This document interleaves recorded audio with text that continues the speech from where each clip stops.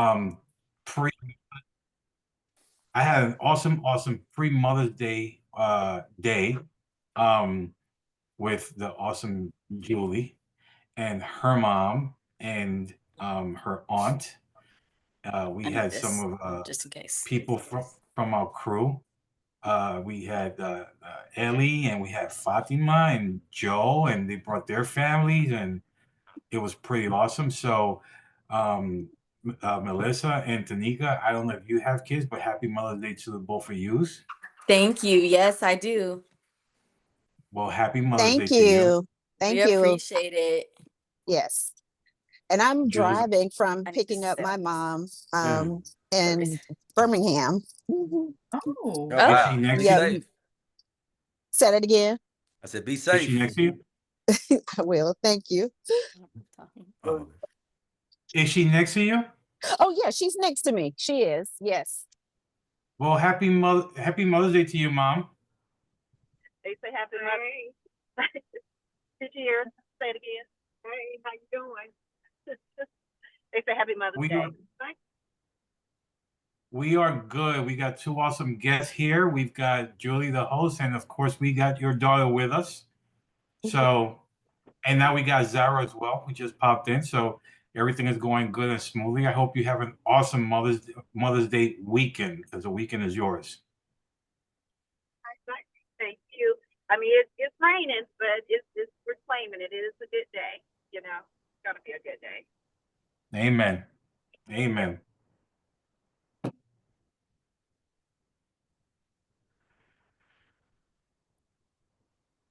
All right, guys. We have one more minute. And Zara's Zara's there. here. Come up. Oh, I'm driving. Hi. How are you? Hello. Hi. Can you hear me? Yes, ma'am. Oh, hi. Hear you. I'm driving. I'm with my kids, so I'm trying not to fumble with this phone too much. Well, stay safe. Well, that's okay. Like Julie says, stay safe and happy Mother's Day to you too, or happy Mother's Day weekend to you. Thank you. So, Julie, might as well just fire it up. You can. We can wait a little bit. We'll have anybody else in the waiting room. Welcome, everybody. Jermaine and Melissa, thank you all so much for being here. no So problem would at you- all. No problem at all. Happy Mother's Day to everyone listening out there in the future. Yes, And indeed. Edward, Happy thank Mother's you. Day. Yeah, we had an awesome brunch for our families and, part of the sub-2 community here in South Florida. So we had a great time.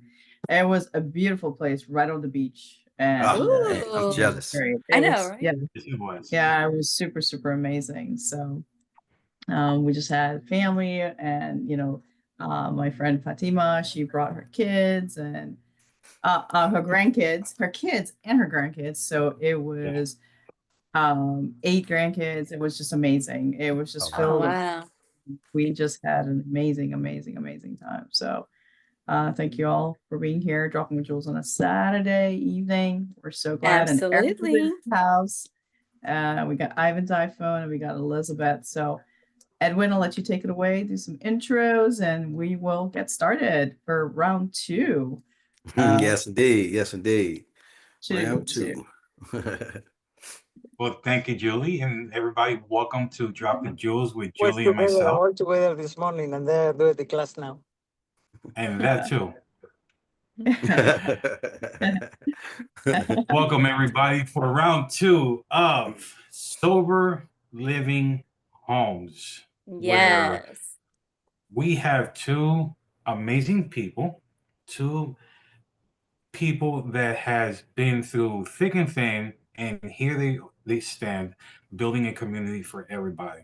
So, week 1 was about, if you will, meet and greet, the pains, the suffering, the struggles to get to where they're at today.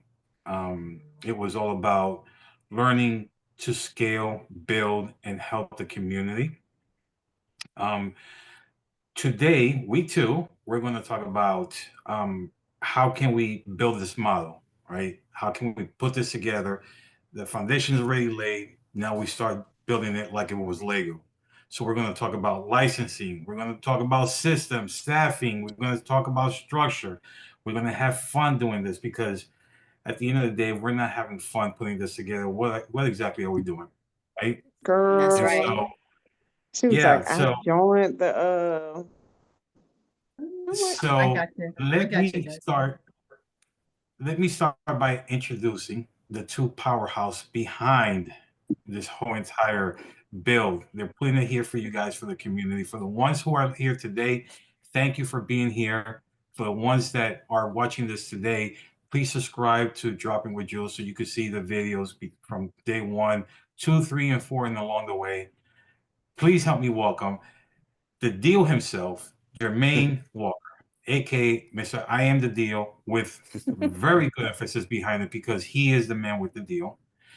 And next to him, of course, we can't have nothing less but the operator herself, Melissa Walker. Guys, Thank you. thank you for coming. Thank you Appreciate for Thank you. having Appreciate you. us. Appreciate you. Absolutely. Absolutely. Um, last week was emotional, but a good emotional. It was Yes. something, I keep saying, Julie and myself, we are very home in on these type of things, wanting to help people, wanting to make sure that everybody's taken care of, and we give back to the community like Pace does. He gives it to us. We keep it giving forward, right? And Yes. so a good example of this is you two. I've told you this before. I'm going to tell you again. In the years I've been doing this, I have never in my life met two people like the both of you. So kudos Aw, to you. Much thank blessings. And I Appreciate you. you. hope that you Appreciate guys you. get that 1000% over and over and over again. We receive it. Receive it. Awesome. Appreciate you. So guys, let's start this. Let's start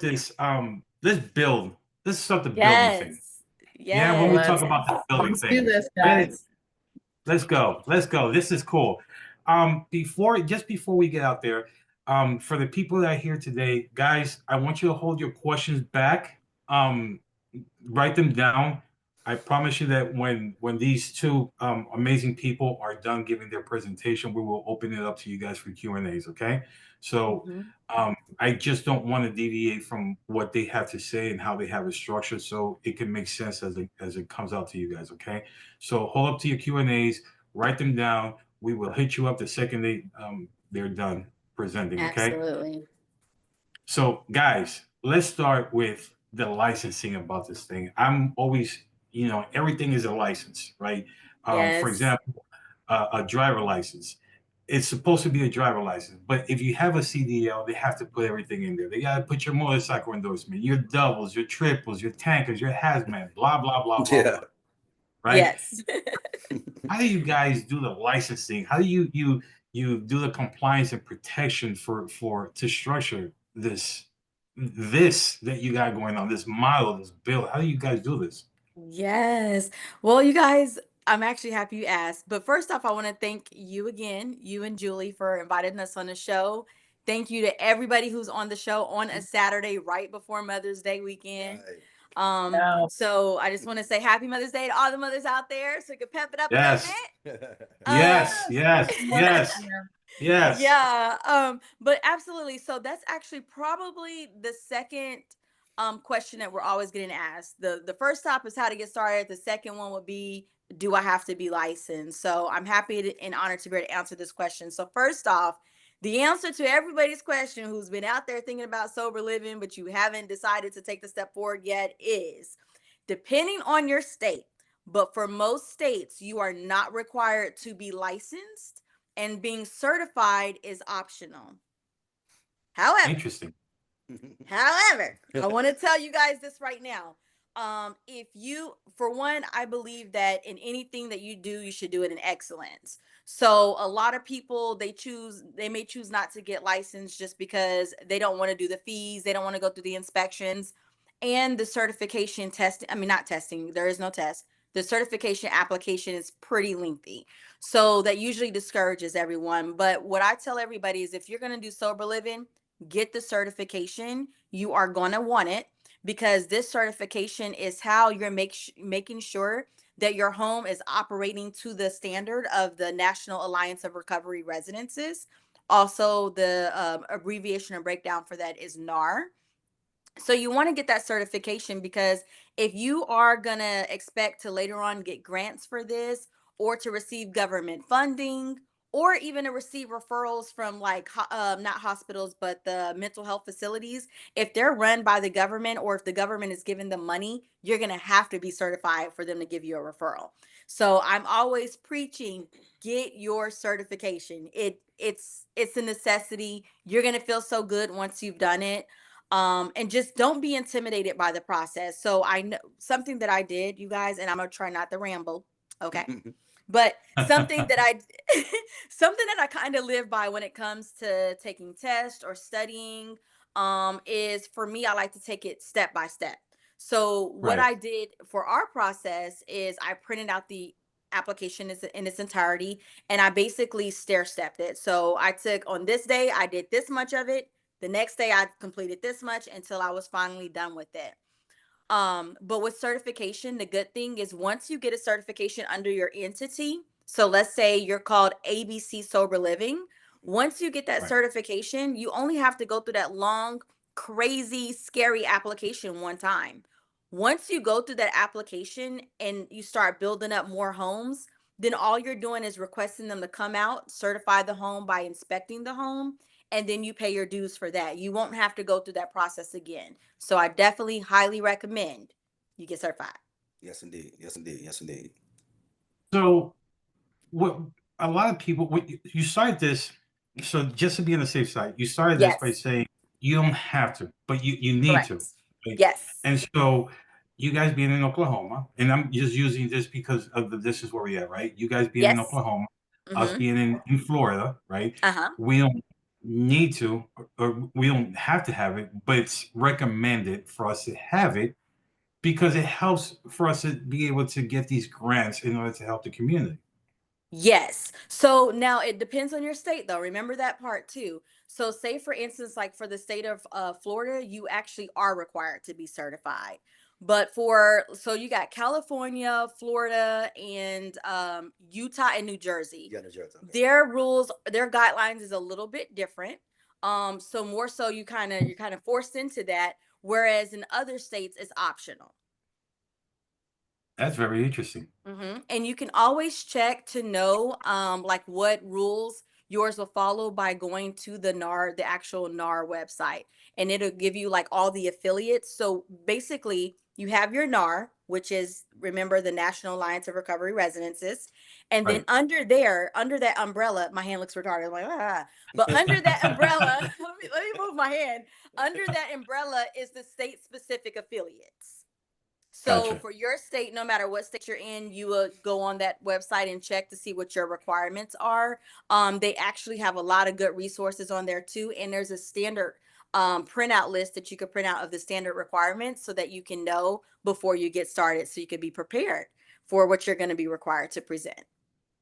And this is why she is the queen of operator right there. This is Oh, this is how she has the industry in co-living on standby right here. hmm This is how you know when somebody understands this type of setup, this type of build, when you legit pick up these things and you yes, write it down and you say to yourself, okay, this state has this, that one has this one, this and this one is different.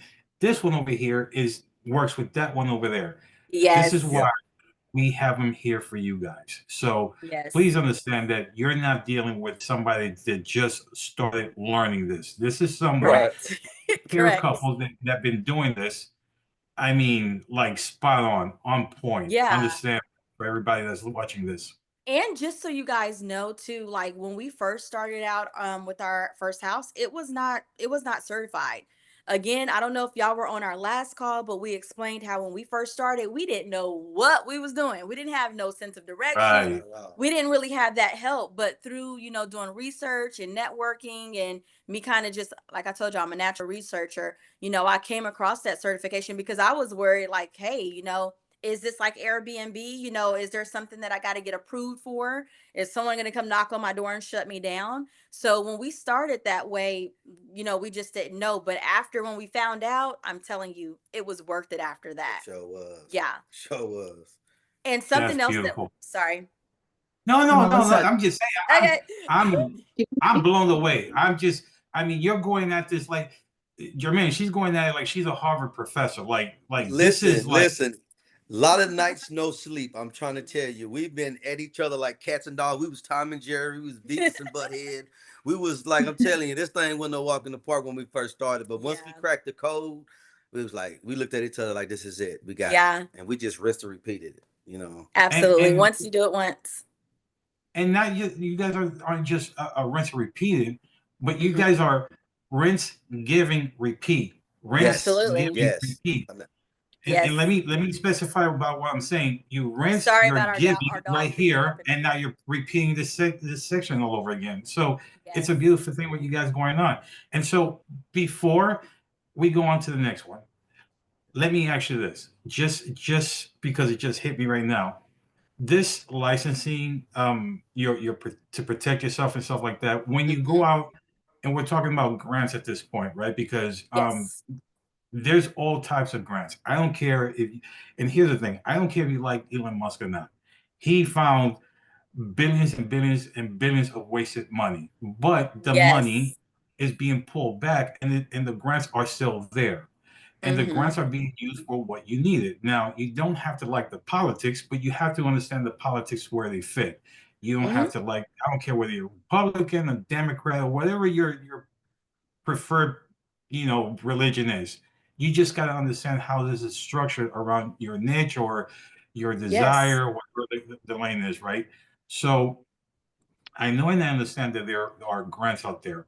With that being Mhm. said, is it safe to say that with these licensing and the protections and everything along the way to get you up and going, right? Mhm. Is it safe to say that with those, it's easier not just to get a one specific grant, but to scale out multiple grants in order to come in and help you guys get up and going with Yes. that piece of mind in the background? Yeah. Peace of mind. Absolutely. Because think about it too, like your licensing or your certification, let's call it certification.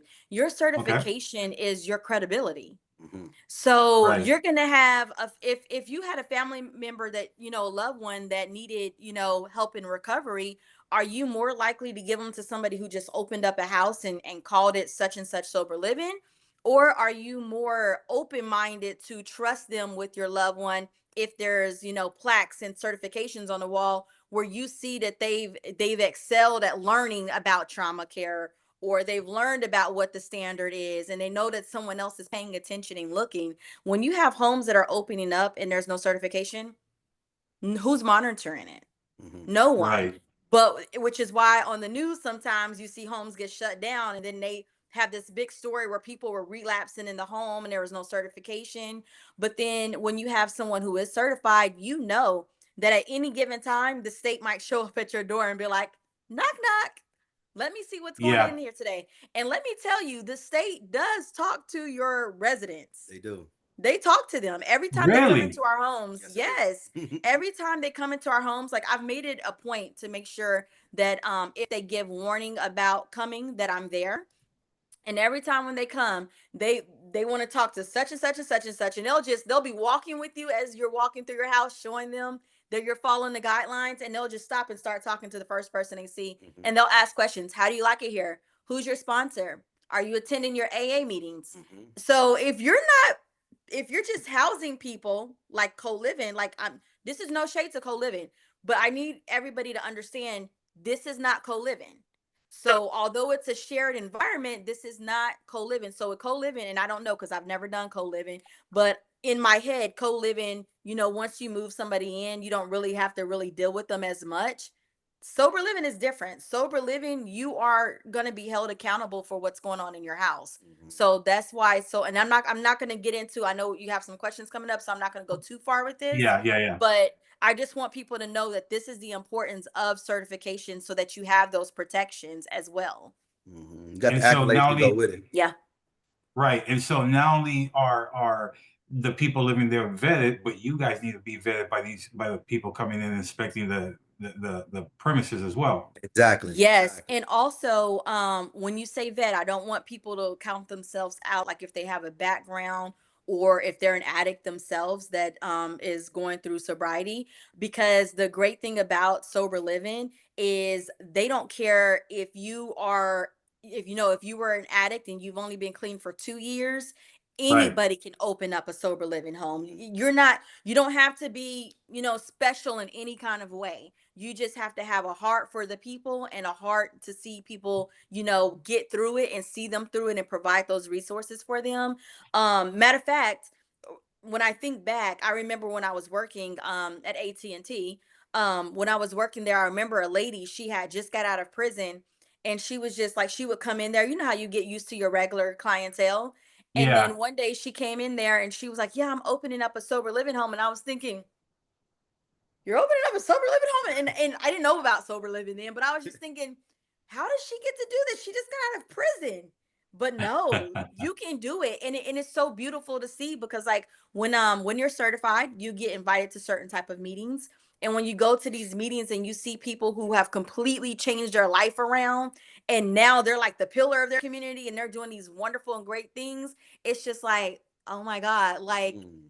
someone else, someone else is able to do it, and it doesn't matter where they came from. This is like, there's literally no judgment in this field. Well, interesting you said that, because that's where I was going to go with the next system, Uh-huh. or the next topic, which was the system behind all this. And again, this is why I say that you two couldn't have been the best people to come up here and educate us on how this works, right? Because now we get to talk about the how to automate this as a peace of mind. You Yes. you talked about um when these inspectors come in, they have to talk to the people that are there, right? You Mm-hmm. you need to be there to make sure that you complying with what they're asking to be compliant, right? So for people who have these sober living homes, right? Say Yes. one in Oklahoma, one in Florida, but Mm-hmm. I'm running this, but I live in New York. Mm-hmm. How do I do this? Like, what's that Yeah. peace of mind where it says, okay, I know this is happening. I know I got them in two different states. What do I do? How do I keep that peace of mind from losing? Because I only got like four strings of hair left up here, and I like to keep it with me, right? I like to keep it Yeah. there, and so Right. how do you fix that? How do you make that work? I'm gonna say one word: systems. If you have your Okay, systems in place and everybody that's on your team knows your systems, it's easy to repeat. Like again, in marketing they say systems, automation, and scale. So as long as you okay, got your systems in place, Mm-hmm. you can automate it and then you can scale it. So I wouldn't recommend anybody opening up another home anywhere until you open up your house, open up your first home in your own backyard, or Yes. you're an investor who's a part of someone, you're partnered with somebody who's opening up in their backyard. So that Yes. way you can have boots on the ground, you can understand what's going on, you can get the systems put together, you can get your team put together. And once you have that and you dominate that first house, then it's easy to repeat the same thing. So everybody now know the guidelines. They know the value. You know what I'm saying? They know exactly how the standards. That's what I'm looking for, standards. So Mm-hmm. so you hold right. your business to a certain standard. So that's easy to duplicate. Again, like she mentioned last week, if they're not giving Chick-fil-A service, we're not even rocking with them. You know what I'm Yes. saying? Gotcha. You got to be giving Completely Chick-fil-A understandable, service. right? Yes. So it's no different than when you're getting your driver license. You need somebody there to tell you what you're doing, if you're doing it right or not, right? So you need Yes. that And person there, an educator. and also, Edwin, to kind of go a little bit deeper in what you were asking, I don't have to attend them. I'm really big on the name of our brand. I'm really big. Brandon is everything. Like, Brandon is what makes the state call us and tell us, "Hey, can you talk to this person? They're thinking about opening up a new sober living home." Brandon is everything. So for Right. me, and I don't know if y'all remember me telling y'all this or if it was on another show, but branding, like, I have my hands a little bit more in the pot than I have to. But again, it's because it's just personal for me. But for someone who has a sober living home, like there was a gentleman on the call last Saturday, and I believe he was in Texas, but his home was in California. Lance, I believe. Lance, I think that was Lance. Yeah. Lance. So Yeah. even with Lance, like there's systems in place. Lance probably doesn't, I don't know this, I'm just kind of guessing. Lance may not go to all of his inspections because sometimes they might just pop up, or text in 30 minutes before they're on their way, or whatever the case may be. That's just how I choose to do it. But for someone who wants to run a sober living home and eventually scale it to have different ones, you do not have to be there, but you do want to make sure that you do have someone that represents your company there, whether it's the house manager or it's you. And I'm not talking about the house supervisor. I'm talking about the person who's actually on your team, the one who's getting paid to do what they do. You want to make sure they're there. And now, even though the state might say, hey, it's okay, long as somebody's there to open a door, I wouldn't trust that, because you don't know what could happen if you do that. You don't know what's going to be said, or I don't trust it. And even though you got cameras in your homes, I think that the right way to do it is to always have someone there that represents your company when you're talking about inspections. And so before we keep going, because Jermaine, she's on fire. This girl's on fire. Always. She's on fire. Because that was going to be my next topic. Melissa, slow down, okay? Sorry. Slow down. I'm not going to lose a little bit. I told myself I wasn't going to get ahead of myself today. I'm not going to lose a little bit of poor hip hop I got going on up here. That's not Keep happening. your 4 pieces. Okay, all right. Julie, you want to jump in here with us? I know you got questions.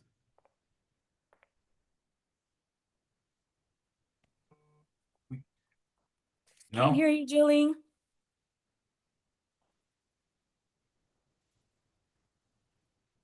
I know she was having problems earlier with her iPads. Yeah. iPods. That's okay. Go ahead. Oh, there she is. Julie. There we go. Oh, you can hear me? Yes. I just had a quick question on the certification. How long is it? So a certification, you can, like, it tells you on there that you can complete it within like 4 hours or 3 hours. It's just kind of self-paced. So don't worry there, guys. It is self-paced. Now different states require different things on their certification. So like Atlanta requires you to attend like a workshop, a total of 6 workshops before you do it. They require you have your CPR and your, that you know how to use Narcan, which is, let me tell you, you don't need to be operating a sober living home if you don't know how to use Narcan. And what that is basically a spray if someone's overdosing, that you can spray it in their nose to kind of revive them.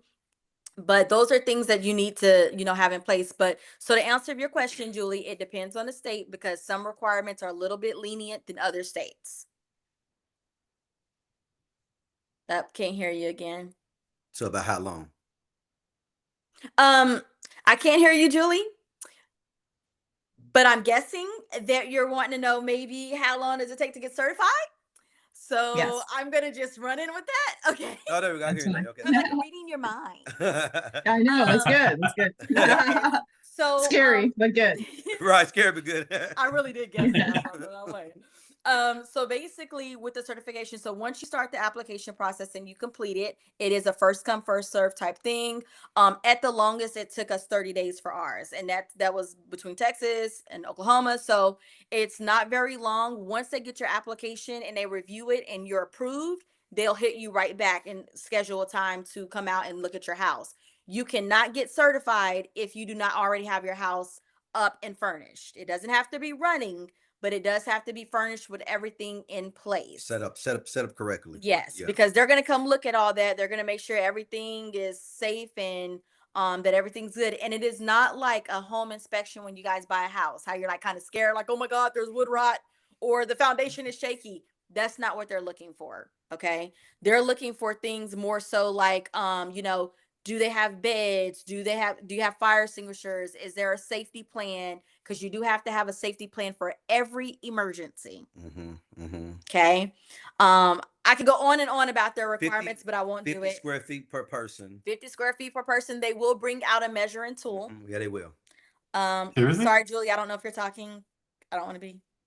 What happened? Seriously, they'll measure it like 50 feet. Yes. They will measure. They will measure. Inside of the room.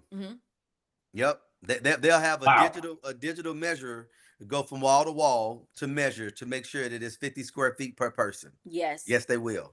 And It's if Wow. tedious. and if you do something like if on the application, like you have to present to them so many policies and procedures.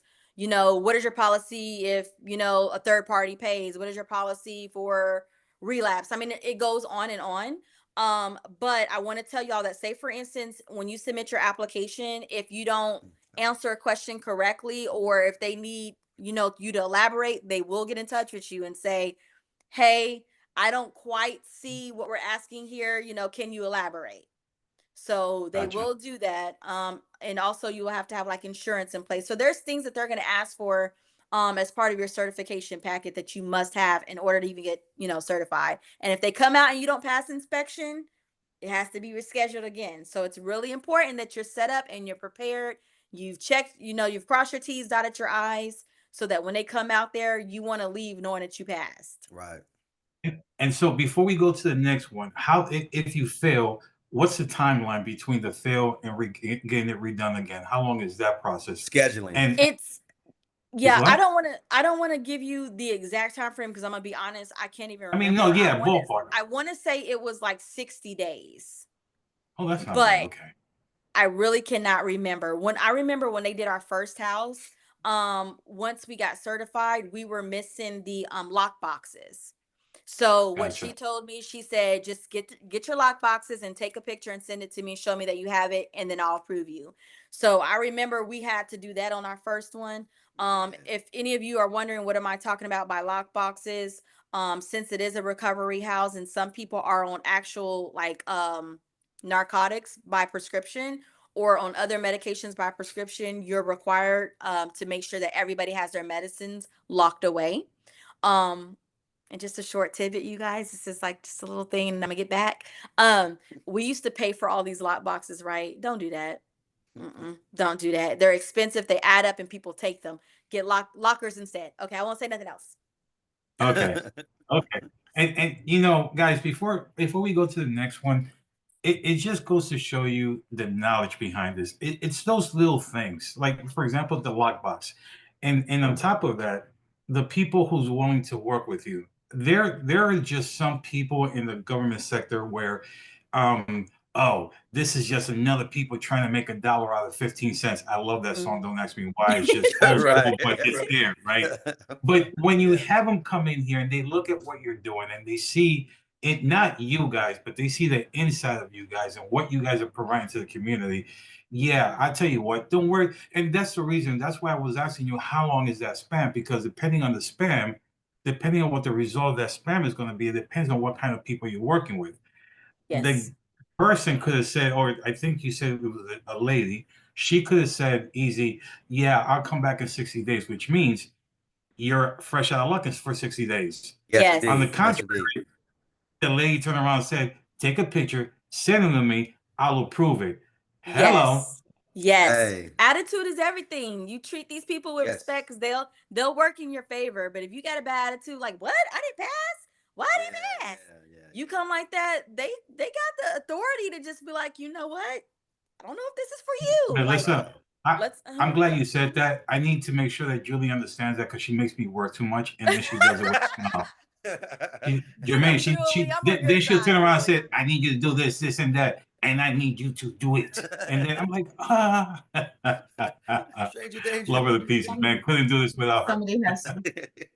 That's She keeps me hilarious. on point. She keeps me on Yes, point. indeed. Yes, indeed. So, guys, now let's talk about the staffing, because I know we hit that a little bit last week. I know we touched this here a little bit about the supervisor and the manager position, right? Yes. So, but can we, is it safe for me to say that that's all the staffing that you have involved here? I mean, Yes.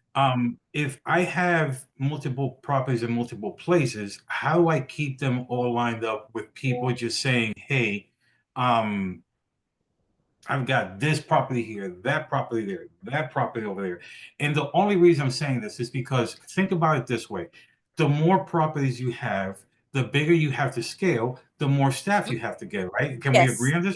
That's Right? true. Yes, that's true. That's true. Okay. So how do you guys or let me rephrase that. Do you consolidate your staff? Do you have a certain amount of staff?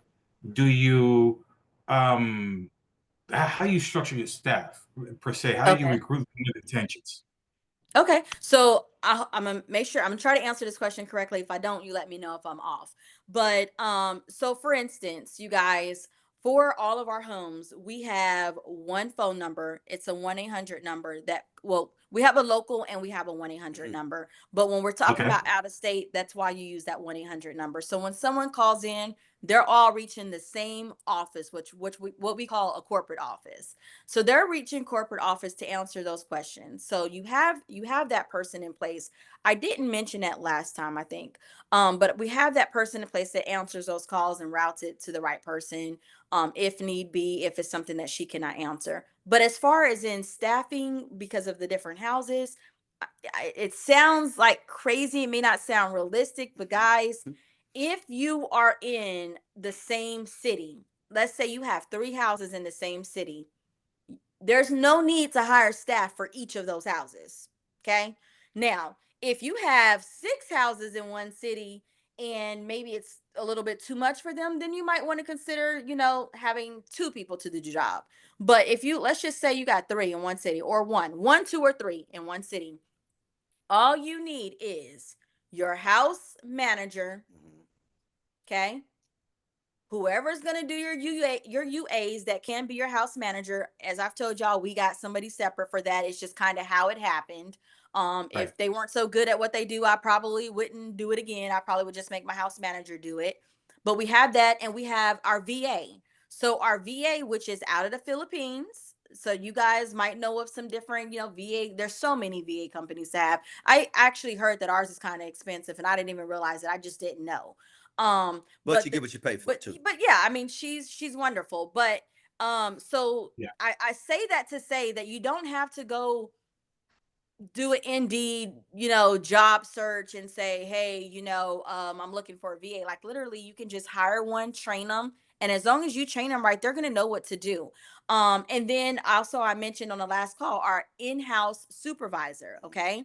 So with our certification, we're level 2 operators. So basically, that means that we have somebody that lives in-house that serves as like a go-to person, and we don't provide any clinical services. Okay. Remember, I told y'all, went to school 3 times to be a nurse, didn't make it out.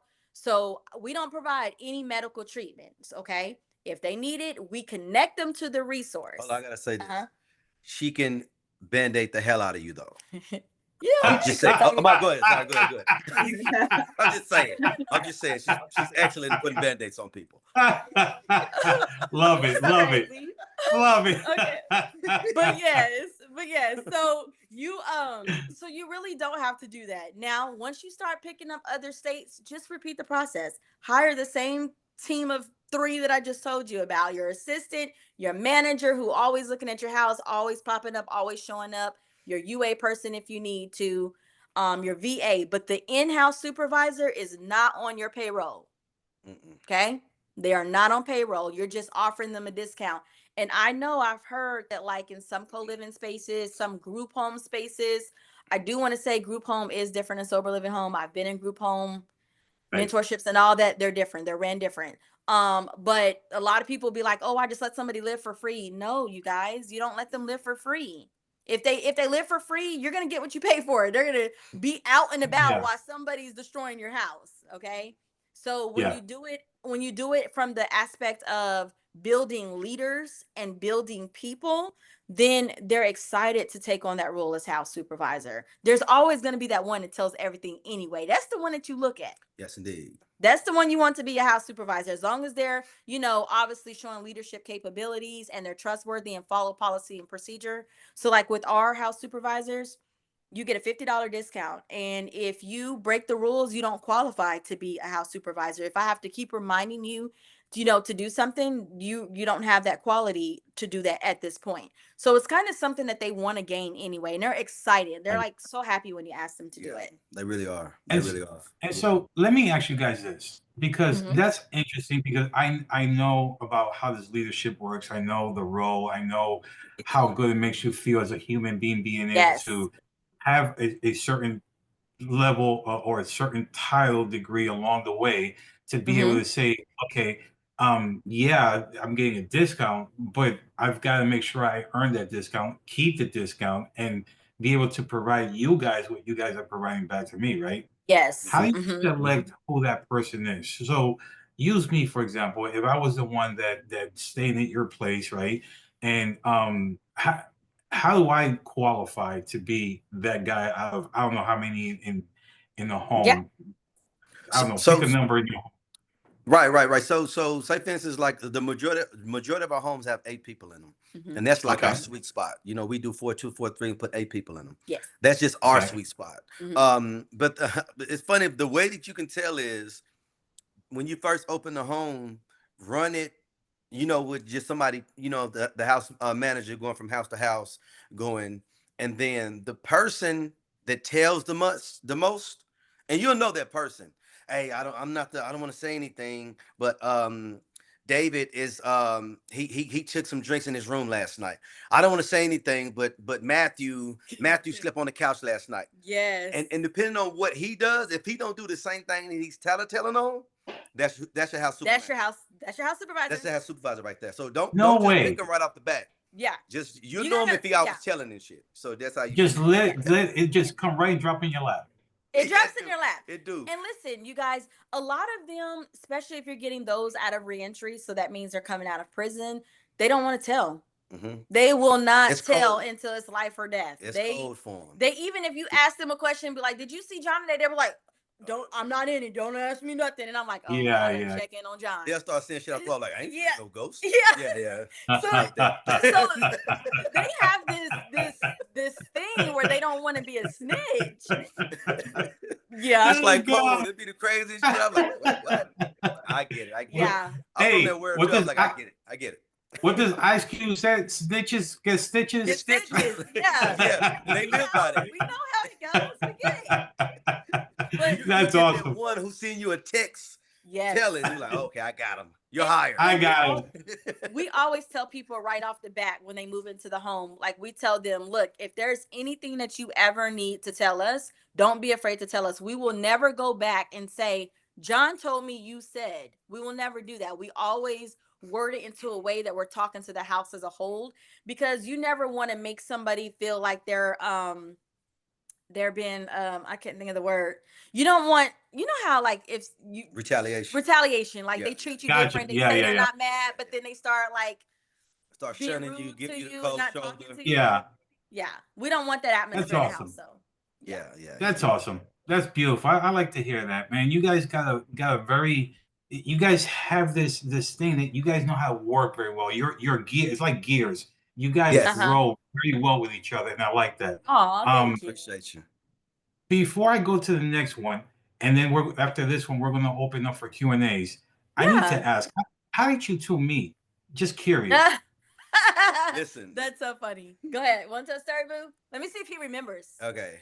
I think I do. I'm gonna shoot for it. Okay. I'm gonna shoot for it. Get it Don't right, like get it right. send it back.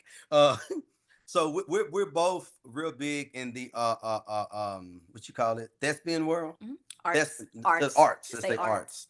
arts. Art, So okay. you know, I done a stage play the year before, and then so that was that. So the following year, she came back for part 2 of the stage play, and Okay. I wasn't supposed to be in it. So they had another guy that was in it, and at the time, I guess he wasn't doing what he's supposed to be doing and stuff like that. So someone on the cast said, "Let's call back Jermaine," and it was like, "Nah, he was in part 2 on with a totally different character." And they said, "Yeah." They tried to get a couple more people. They didn't work. So eventually, they ended up calling me back. So I came back and I played her love interest, and we had a crazy chemistry. We were both just like goofy as I don't know what. You know, we both had kids at the time and stuff like that. And it just was a cool friendship. Yeah. And then you know, Then he moved away. then I moved away. I moved to Atlanta, and then end up coming back, and then that's that. And then we Here you connected guys are. again. Yeah, here we are today. Well, Pretty well, dope. that's very interesting you said that, because what I got here is that Jermaine, you were at Home Depot in the power tool aisle, and Melissa and hear me out because Melissa Okay, came. I'm going with it. I love the script. Yeah, Melissa You love Home came Depot. up I the do love Home aisle Depot. and she pinched your butt. Yeah, yeah. That sounds like a hell of a script. If you haven't wrote that, shoot it to me. I know somebody to buy it. Yeah. That's a I mean, hell of a if, storyline. if that's not true, let me know so I can tell ChatGPT how wrong it is. Yeah, Oh, well, ChatGPT that's wrote shit. and I love me some Chat GPT. Hey, listen, I'm telling you. listen. When you said Home Depot, I thought you was talking to her I because thought that's you my heard mall. something because I'm like, that is his place. That's my mall. I can stay lost at Home Depot and Lowe's all day long. And Best Buy. Those are my malls. Shit. I'm Oh good my with God, those. that's awesome. That's awesome. You too. I love you guys, man. You guys are awesome. Thank you. So, Yes, indeed. so now let me take you to the last topic here. And I am going to switch names because we have to stick with the real name here, Mr. I Am the Deal. Yes, indeed. Yes, indeed. There is, a lot of people had said, man, but his name is Jermaine. Yeah. So there's a lot of people who are in the military, but they have nicknames for reasons, right? Yes, indeed. Um, you have your nickname for a reason, and with all due purposes, your reason is very well said. You are the man with the deal.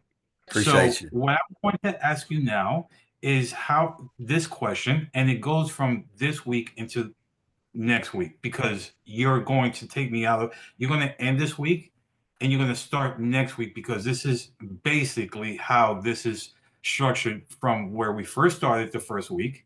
How, Melissa, you just told us, how you build the licensing and the staffing along the way into now we get to find out the deals. How do you guys find these deals in order to make this happen, right? So you guys say you put about 8 beds in there, but in order to find the beds, you have to find certain deals, and these certain deals have to fit a certain criteria. I'm assuming, right? Mhm. And they have to fit a certain location. I'm assuming. So, Mhm. Mister, I Am the Deal. Yes, Hit me. indeed. Give me a deal. Tell me how a deal works for you.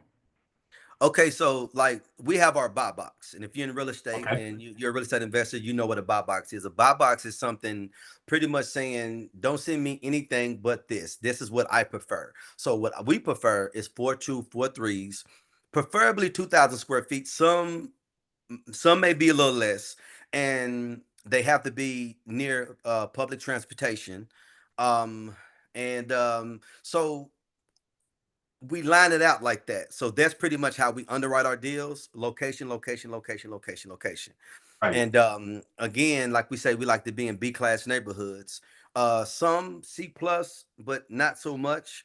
And the reason being is because you don't want them to. Some people get out of treatment or come home from prison and be right next to the crack house.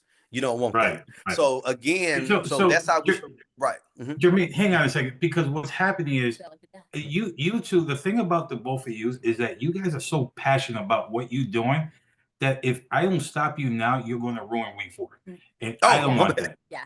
Okay, I don't got want you. that. So Got you. and that's the beauty about what you guys do is you can see the passion. The results speak for themselves just by listening to the both of you, right?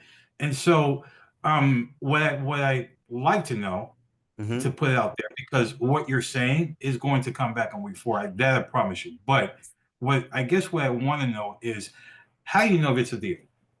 Like, okay, I got your buy box. I found a house. Mhm. Um, what is your kind of house that you just found?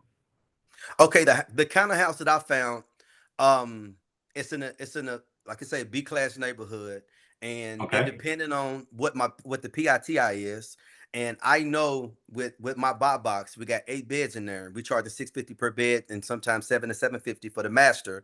If my numbers line out to where I can cash flow anywhere from 2 to 3 thousand, that's my house. Bring home. and then Take and home. then This is how this is uh-huh.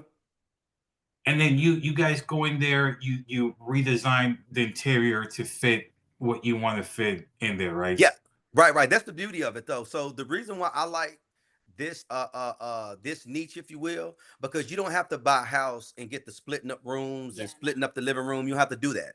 So you can get a house exactly the way it is, move in ready, add beds and decor, and then you're done. Yes. That's what we want. We don't want anything Awesome. that we have to do renovation. Don't get me wrong.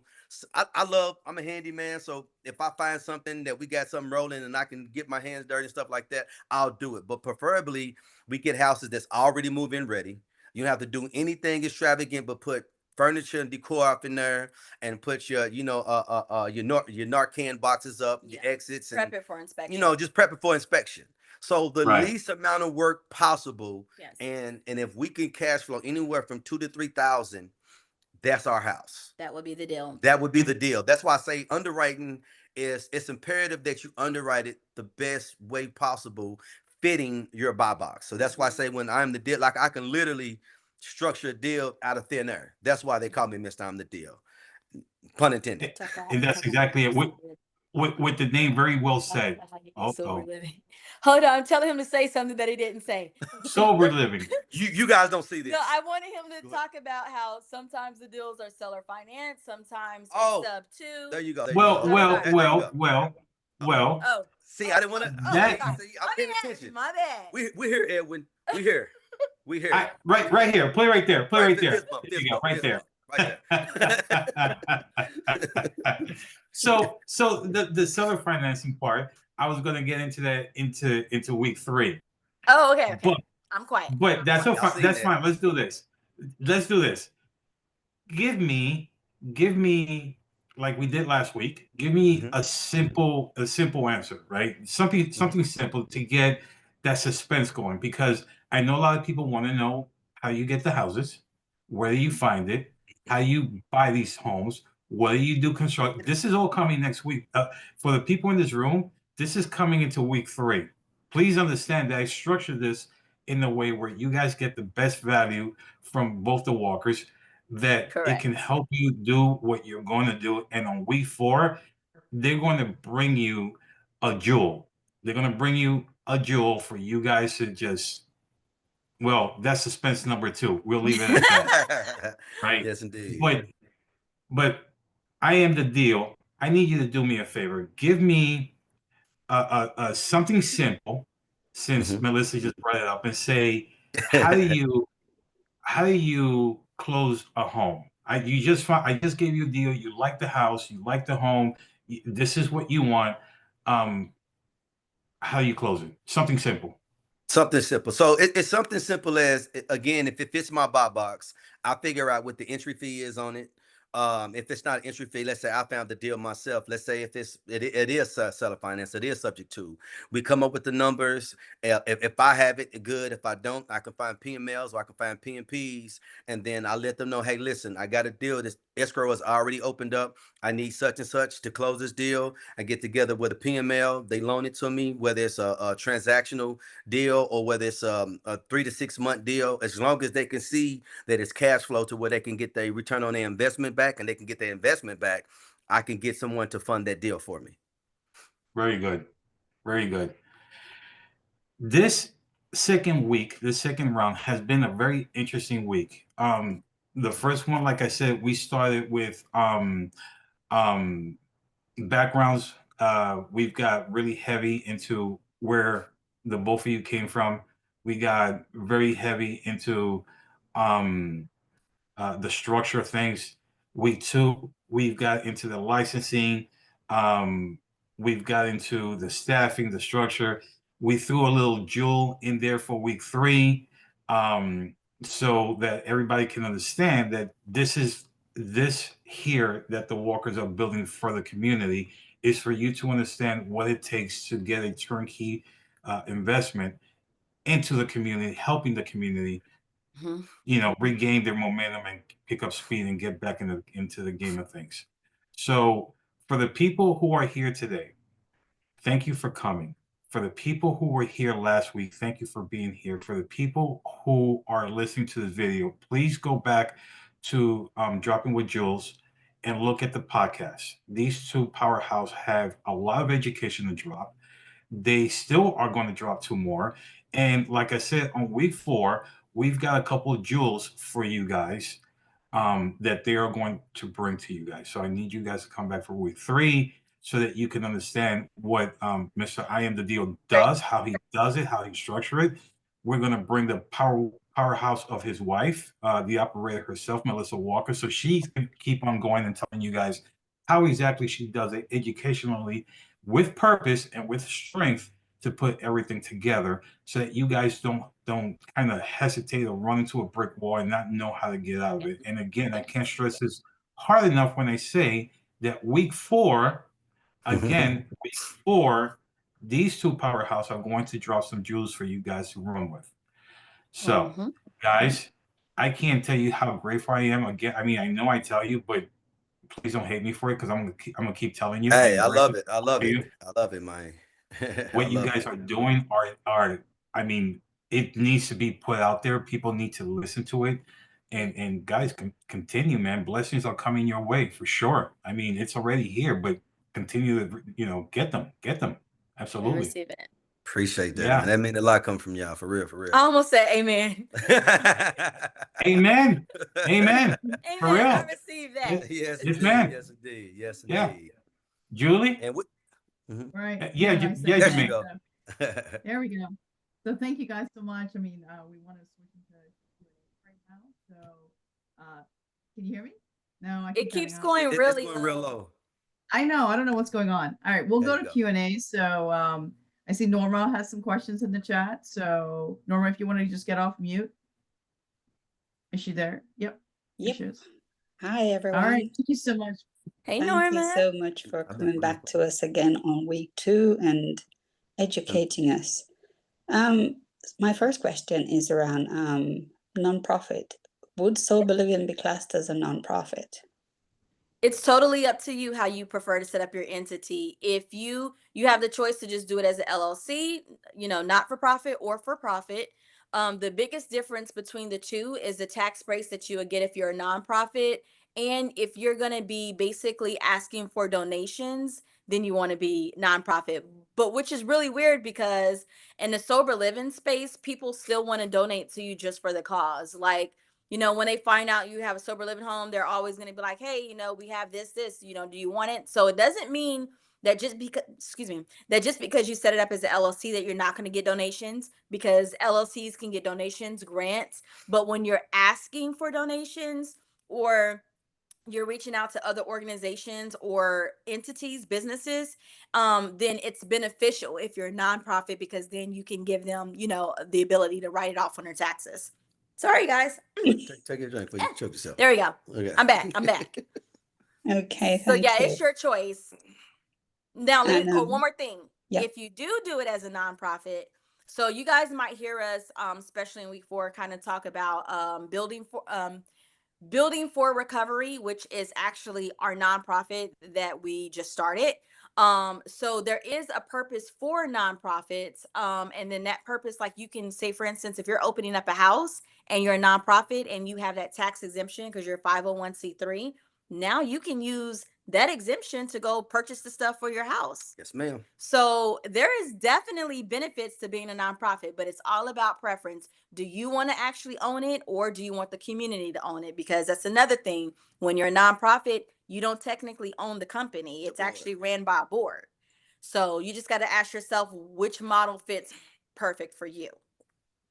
Okay, thanks. But if it was my suggestion, I'm so sorry. I'm trying not to talk a lot. That's all But right. if it was my Please do. suggestion, okay, if it was my suggestion, this is the way we're doing it. Okay, so we did it as a for-profit, so it's an LLC, very easy. It's easy on taxes, that type of thing. We did an LLC, and we're just now opening up the nonprofit sector of it, which is I'm not going to go into detail about that right now. Maybe in week 4, so that you have one and the other. So I would recommend that you guys maybe do the same thing. You have your for-profit and then you have a nonprofit sector that maybe does a little bit different, something a little bit different to help those that are in sobriety. Yes, indeed. Yeah, that's useful to know. Thank you. Thank you, Norma. My other question was around certification. I assume they're renewable, but how often do you have to renew your certification?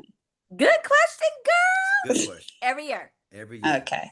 like All right. clockwork. Mhm. And does that come at a cost? And Yes. how much is it? It depends on your state. But say for instance, for the state of Oklahoma, I believe, and I'm kind of going off memory here. For the state of Oklahoma, it cost me like $600 something altogether.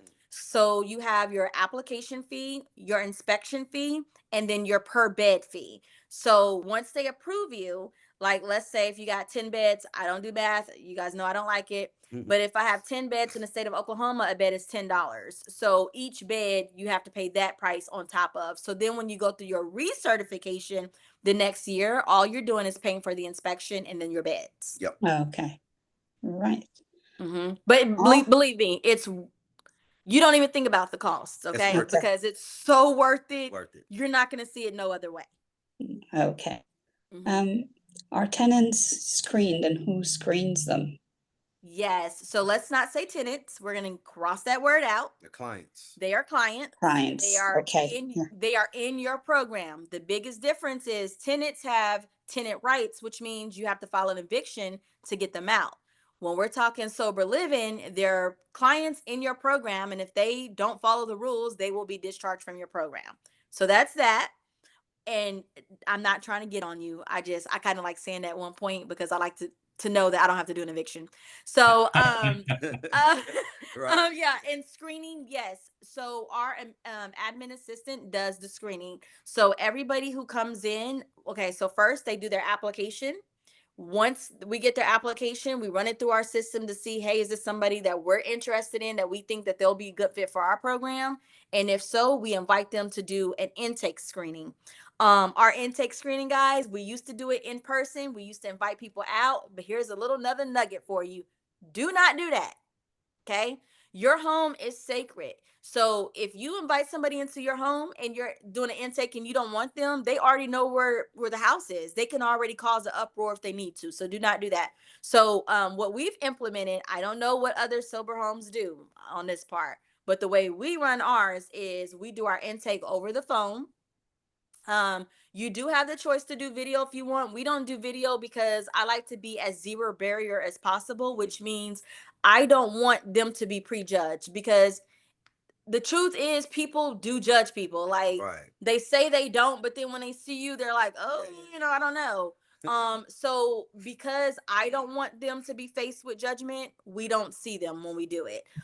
So we just do it basically over the phone. They run through it with Miss Edna or Miss Darlene or whichever one that they get.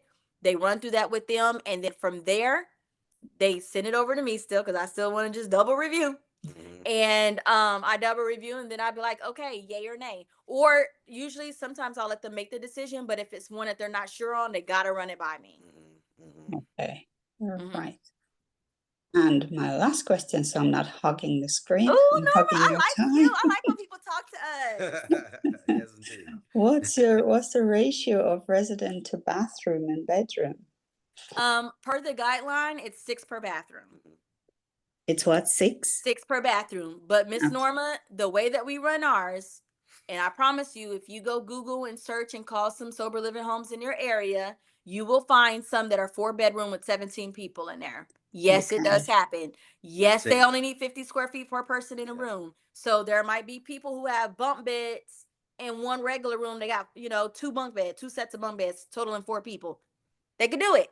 But for us, we do 2 heartbeats per room. So we don't ever have 6 people, well, actually we do have 6 people to a bathroom, but we don't have more than that. Right. Because usually your master has yeah, a bathroom. So only the people in the master bedroom gets to use that bathroom. That's kind of the benefit of why they pay a little bit more than everybody else. But everybody else has that one bathroom. Yes, Okay, so does that mean that you have more than one person to a room? To a Yes, bedroom? ma'am. Yes. Okay. We do a maximum of 2 people per room. Okay. We used to do private rooms, you guys. We took that away. Yeah. And no. We do shared rooms. And let me tell you, it's not just about the money there either. Yes, obviously everybody wants to make sure you're bringing in money to keep this running and so that you can scale it. But another reason why we do the shared room is because it's an accountability thing. They're less likely to mess up or do something they shouldn't be doing if there's somebody there to tell on them. Right. Okay. Thank you. You're welcome. Anybody else? Julie, your mic, honey.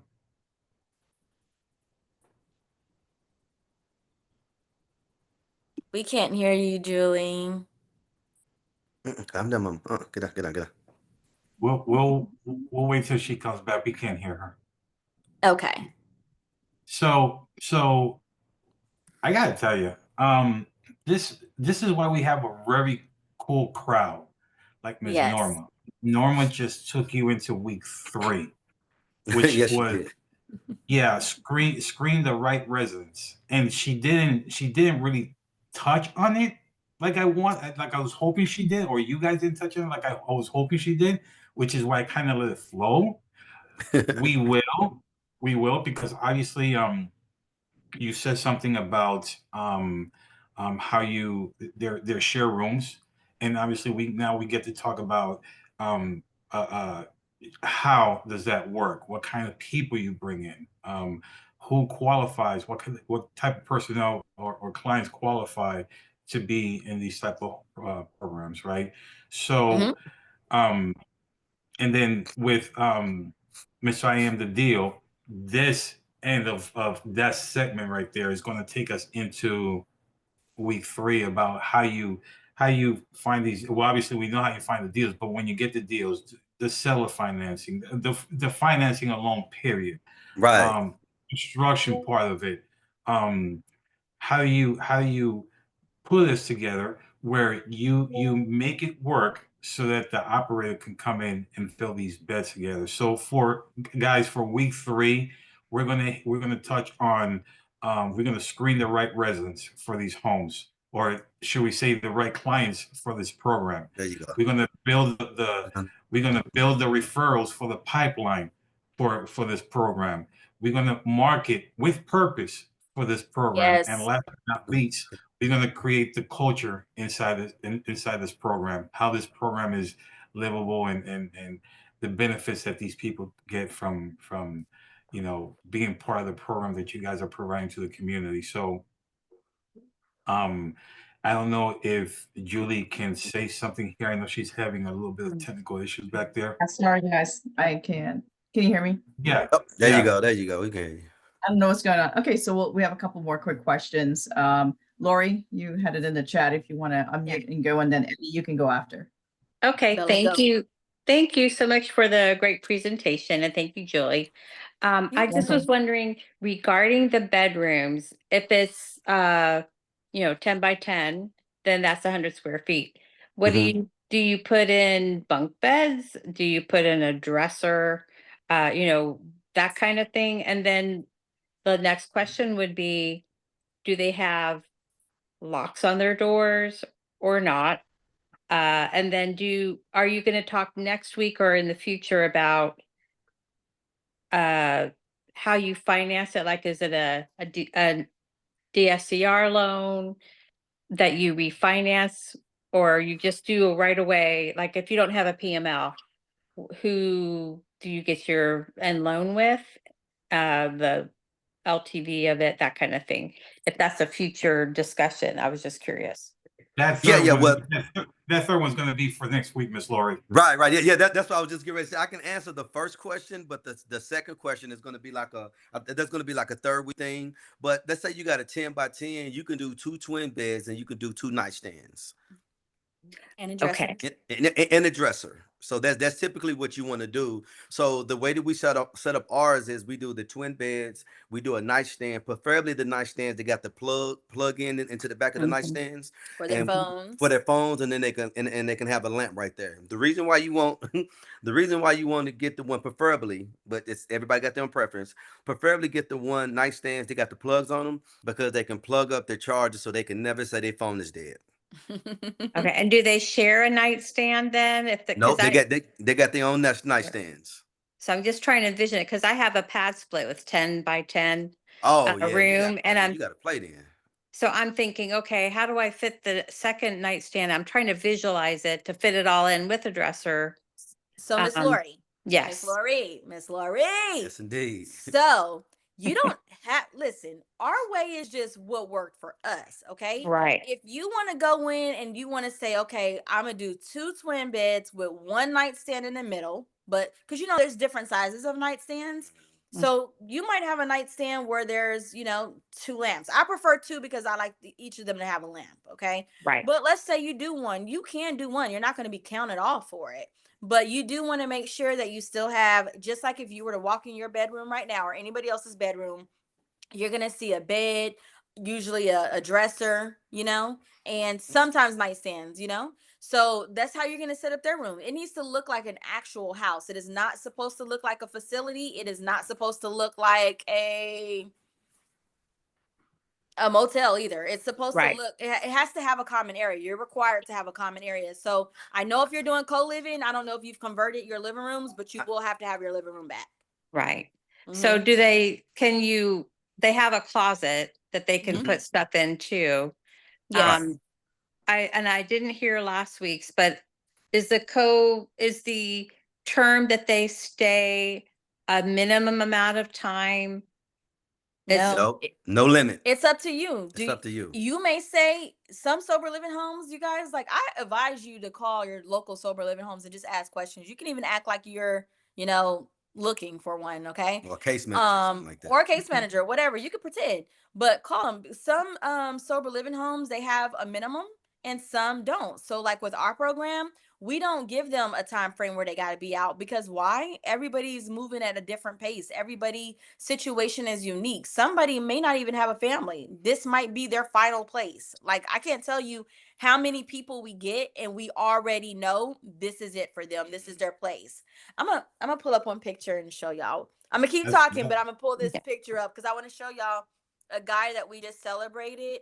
And we already know he's already told us, Miss Melissa, Mr. Jermaine, I'm not leaving. Like, This is it. don't make me go. This is it for me. Like, matter of fact, he called me. He was one of the people we got in the very beginning. So some of them have my actual cell phone number. And he called me randomly the other day and it caught me off guard. And he's like, Melissa, if I were to die, I don't have nobody. Can you make sure I get cremated? And he wants to know if I can go sit down with him and get insurance for him. And I told him, I was like, I don't think it would be ethical for me to have a policy on you, but I can still let you go talk to an insurance agent and then you can make a decision from there what you want to do. But he's thinking ahead. He's thinking like, dang, if I go, I only can count on What's you. going to happen? Yeah. You know what I'm saying? Right. So It's That's sad. you're tough. going to get some people who, yeah. And so do That's tough. they, you may have discussed this and if it's in the future, but the question I would have is, how do they pay you? And is there like a small deposit? Who collects the money, that kind of thing? And again, I missed last week, so my apologies if you covered that. Yes. Yes, they pay us. And if they don't have so let me just kind of catch you to speed up. Hold on, I'm so sorry, y'all. 1 second. Yeah, and that Oh, one go there, ahead. Ms. Lori, that's for week 3 as well. Okay. Sorry, just making No, sure it's covered. no, that's You're fine. okay. And look, Ms. Lori, just for your FYI, these conversations, these podcasts that they're putting out here for us, they're recorded. If you go back and subscribe to Dropping with Julz, you'll see the recordings there, and she will upload them every, like, it's here today. Within 2 days, it'll be on her channel, so you can go back and pick it up from there. We want you to come here, and we want you to interact Hold with on, the sure. walk I'm and just ask some Yeah, questions. thank I don't want to put it in chat. That way you can have it live instead of just watching the video, but the right. videos will be there for you as well. Thank you. May I Yes, share ma'am. my screen just for a quick second? Super quick. Is that okay, Edwin? Yeah, absolutely. Okay, I'm just gonna share a picture with y'all real quick. This was just day before. Was this yesterday? This was, I think, the day before yesterday. Can you guys see this picture? Yes. So y'all don't look at my glasses. My glasses Yes, are we can really see the thick. picture. I don't want nobody to say anything about them. But this is us. This is Mr. George. Mr. George is one of the ones to answer Miss Lori's question. Mr. George is one of the ones who told us, I'm not going to be able to leave. I got to keep this structure. I need to stay here.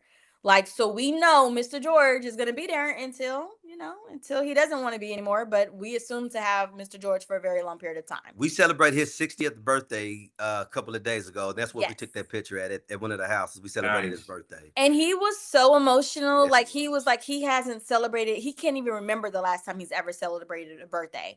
But I wanted to show this picture because he's Mr. George, and he's the one who actually, told us that, like, there's nowhere else for me. I need this structure and I need to be here. So I just kind of want to share that with you guys. So just know, going into this, people are going to want to, I don't know how to get rid of this, but people are going to want to be with you for a long period of time. So, you use your judgment. As long as they're doing good in your program and you're not having no problem with them, then Stop there's screen already. I don't know how to stop sharing it. I don't know how to stop Do sharing. you guys still see my screen? No, you're good. No. I see Oh, okay, you. cool. It's you. We can see you, but not your screen. Okay, Yeah. I couldn't figure out how to stop it. Okay. But yeah, so it'd be, if you want them to stay with you long, they could stay with you long, Miss Lori. It's up to you. But also, if you have somebody who they're doing good, they're getting on their feet, and they want to, move to an apartment, help them transition. Don't hog them and try to keep them. Let them Right, transition, especially when you're dealing with veterans. Okay, Mhm. when you're dealing with veterans, you'll get in some trouble possibly if you try to hinder them. So the goal for the government is, veterans have the HUD VASH program and different programs like that. But when they put someone into a sober living home, the goal is that they want to see you transition them, to be able to live on their own eventually. Facts. Yes, and last question: how do you have people find your sober living property? Like, how do people find you? Week 3. Week 3. Oh, yeah, segue. Please come back. Week 3, Ms. Lori. We can't wait to tell you, but please come back. Week 3. I'll listen in. Absolutely. Thank you. Thank you for those questions, Ms. Lori. But I tell you Sure what, we have a way to thing. keep those beds filled for you. Please come back to week 3. Please come back. But can I'll I be tell there. you, this is how awesome this crowd is right here. They look at your results, right? Again, the results speak for themselves. It's not even how you scale this or anything. The fact that you just say, don't worry about the money, don't worry about the houses, don't worry about this, don't worry about that. Let's go celebrate this man's birthday. Yes. Yeah. Yes. That's I my mean, dog. that's awesome. That's just beauty in itself. So Yeah. again, blessings to you guys for what you guys are doing. So Thank you. let's keep going with these questions, man, because we have an awesome crew of people here. Eddie, where's Eddie? That's my boy right there, Eddie. Hey, what's up? Where you at, Eddie? What's Eddie. Nice to meet everyone again. I want to make the most out of this 1 month sober living thing. So I was thinking maybe we should try to reach out the guys I mentioned before that lives in New York and that has done 4 sober living facilities. Uh-huh. If you guys are open up to it, I could try to connect. I will go ask the broker who can get the contacts, and we could all do the Zoom meeting together for the last 2 weeks, and maybe give you their contact info so you could plan what to talk about ahead of time. Okay, yeah.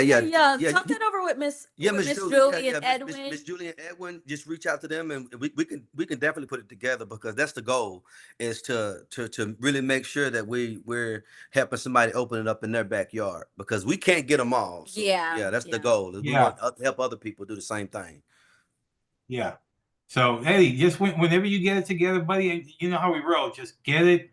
We'll talk it up and we'll see where we go. Okay. Absolutely, Eddie. There you go. All right, that's my guy Eddie right there. Yeah, I like Eddie. Miss Darlene, where's Miss Darlene? Where's Miss Darlene? And by the way, guys, I'm not being rude drinking this on camera. Edwin told me I could. He said this is laid back. So I don't want y'all to think I'm being rude when y'all see me drinking in the camera. Jermaine. Hey, Mr. I'm sorry, Mr. I am the deal. Help me. Oh, hey, Mr. Edwin. This is Darlene. Hey, Darlene, how are you, dear? Hey, I'm well, thank you. I was just about to jump off, and Julie was like, "Wait." No. So I'm still here, but I'm not on camera.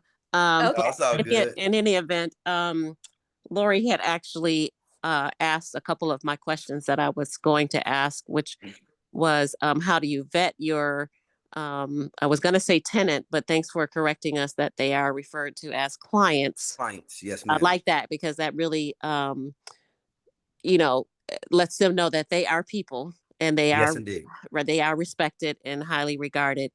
Because my background, I came from a dad who was an alcoholic and in and out of incarceration majority of my life. So he was never a person that was in my life full time, although I loved him to pieces. May God rest his soul.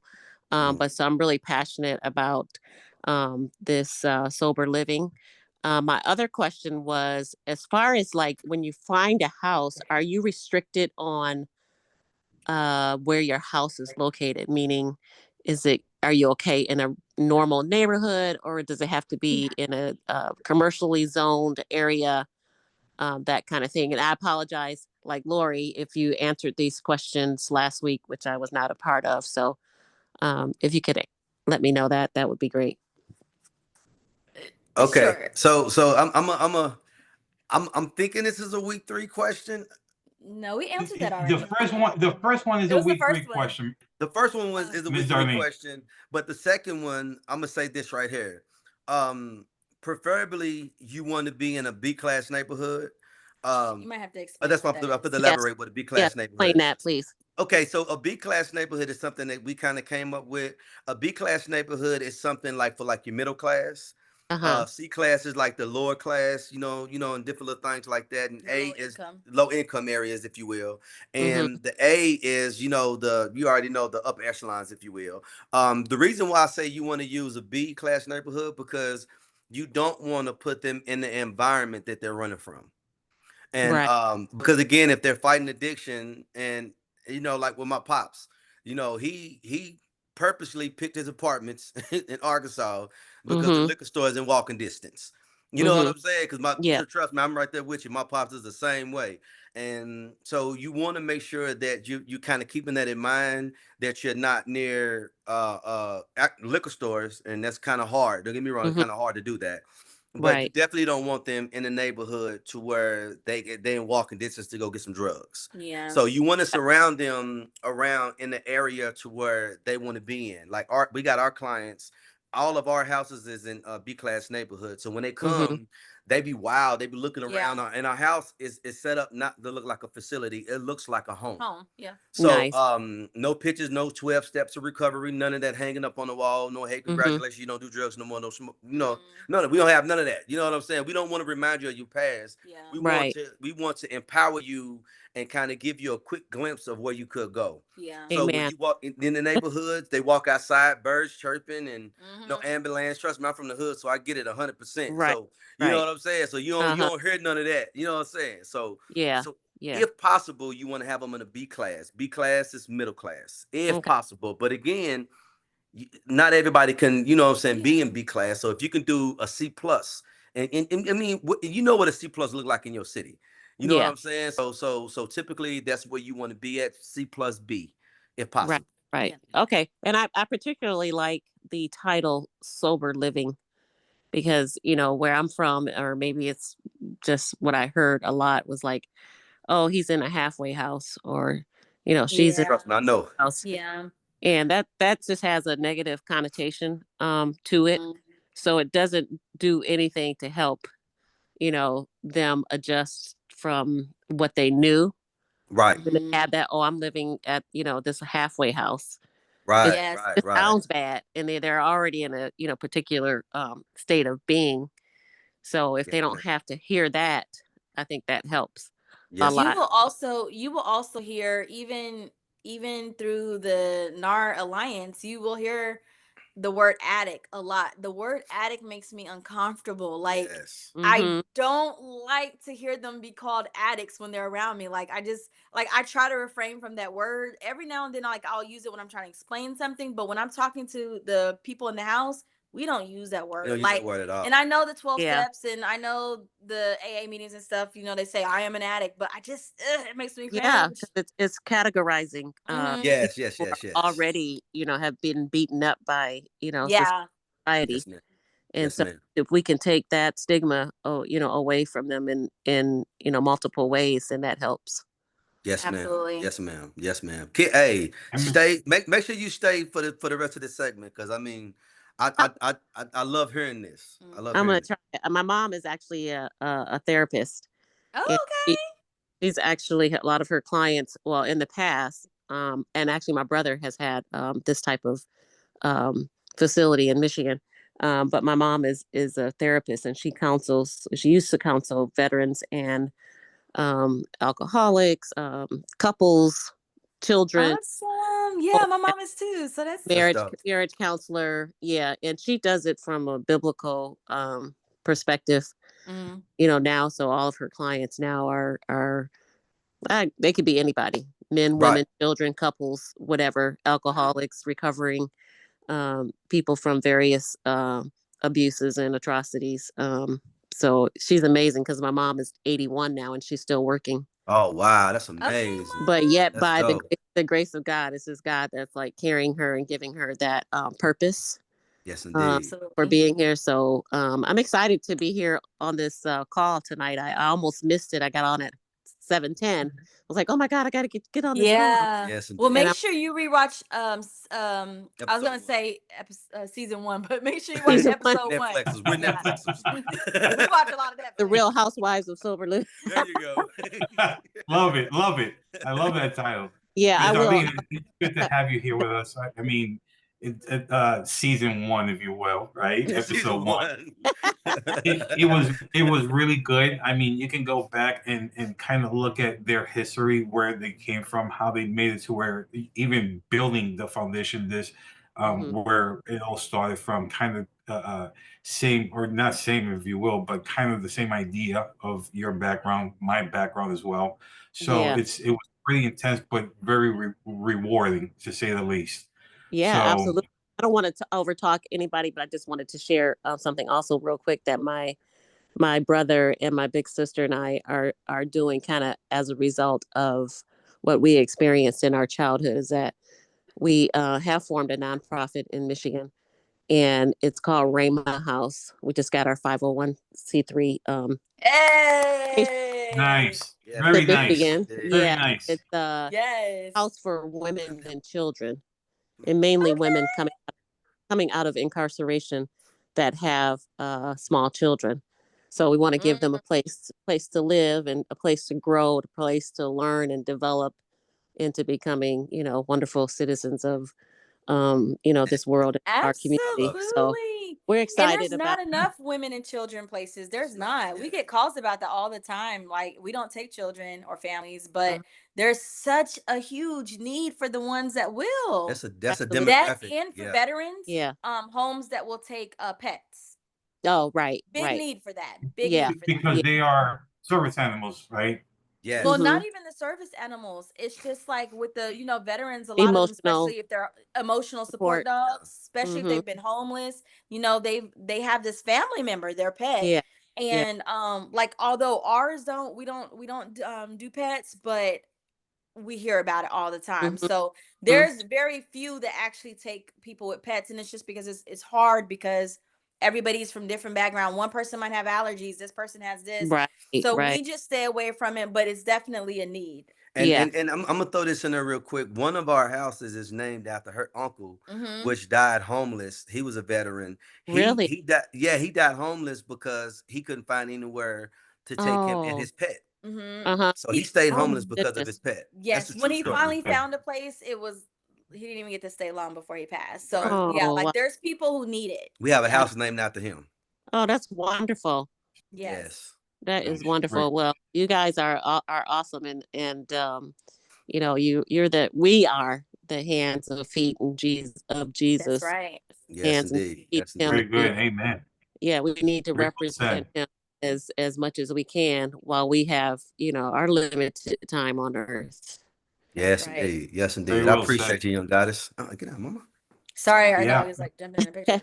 Ms. Darlene, that was very That's okay. awesome of you. The things you said, I mean, couldn't be even more grateful that you said what you said. And I am hoping that you run with us for the next 2 weeks that Please the do, power please do, please going to do. be here. We would love to have you Absolutely. back. I definitely will. It's going to be beneficial to me as well as Yeah. to everyone.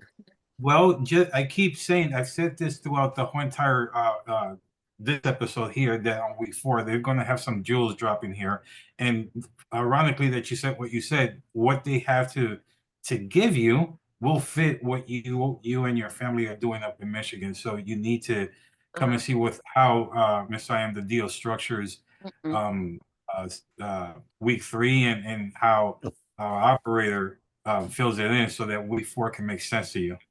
Yeah. Absolutely. Yeah. And if it's okay, I'll invite my sister and my brother to be on. Please this do, weekend. please do, Absolutely. please do. Okay. Absolutely. $5.25 per door, but that's okay. Yes, indeed. Thank Thank you, you. Ms. Darlene. Thank you. Thanks, You're welcome. Darlene. Thank you. Guys, we have somebody special in the house. He is one of our community leaders. He's one of my just to give you an idea, when I first got into the Pace Morby community, he was one of the first people that took me in. One of the first people who said, "Hey, press record and go." To this day, he will sit there and just talk to me, school me, educate me. And no matter how good or bad a situation is, with a smile, he'll just tell me, "Dude, it's gonna be all right. How can I help you?" Like this is I like he that. is. So when I see what you guys are doing, it reminds me of the people who are doing exactly the same thing that you guys are doing. And well, Israel Miller, that's our guy right What's there. up? There we go. That was a hell of an Izzy! introduction. Yo, Alwin, thank you so much for the kind words. I appreciate the acknowledgement and the encouragement and the connections and everything else you bring to the table. And Julie, thank you for always dropping jewels and setting things up like this. Like Yes. these services are invaluable. The education is invaluable, like what you guys are bringing to the table. I appreciate y'all. Appreciate sure. you. Yes, sir. Yes, sir. So, is it Mr. and Mrs. I am the deal, or are Yes, y'all like a yes, power yes, couple? yes. We Yes, are. indeed. Cool. Listen, like I'm sorry, I apologize. I also missed the first week, and I jumped on for some. I didn't record the time. I got to get better with managing my time, but for some reason, I had 8 p.m. locked in my head. Oh, So I got on like 7:45. I went and looked at the flyer. And I joined like 7:45 thinking I was early. So my bad. It's okay. It happens. I'm It's here all now. good, bro. I'm here now. So like I got a ton of questions, but I see y'all deflecting questions because I know y'all got some things coming in next week, and I didn't see last week. I'm just like logging on today and I'm late. But like one of the questions like what is like who sober living, what clientele are you serving right now? Is it alcohol? Is it drugs? Is it a Yeah. mixture of the So two? Who are we serving in this, with this topic? any and everyone with addiction. So addiction can be, a variety of things, right? Some people don't even think about it. They think it's only alcohol or drugs, but there's also other addiction. There's sexual addictions, there's Pornography. addictions to pornography. So anybody, the way I'm gonna break it down is what will insurance count as addiction, right? So any of those things fit into the category. So if anybody's struggling with that and they go into treatment, which is addiction is a mental health issue, it classifies under mental health. So all those things are covered under addiction. So we are serving a community of all of those individuals. Now you can, basically you can narrow down the demographic you prefer to serve. Like there are some people who prefer to serve only vets. So you may say, I only want to do veterans in our houses. Or you may say, hey, I'm open to serve all demographics, like how we are. We serve all demographics. Of course, we don't mix women with men. You keep those separate. You can do co-ed, but I advise highly against that. We'll go into that another time. But yeah, so your demographic can be any of those. The only demographic that we personally, when it comes across our desk, we just kind of like, we know that we're not going to be the best fit, will be anybody who's suffering from schizophrenia. And that's just because we're not medically trained. I don't want to have a situation, I'm not saying this will happen, but from experience, what we've seen is I don't want to put someone who's struggling with schizophrenia, if they miss their medication and they're sharing a room with somebody and then they happen to think that they see something that's not there, you know, now we're putting somebody's life in danger.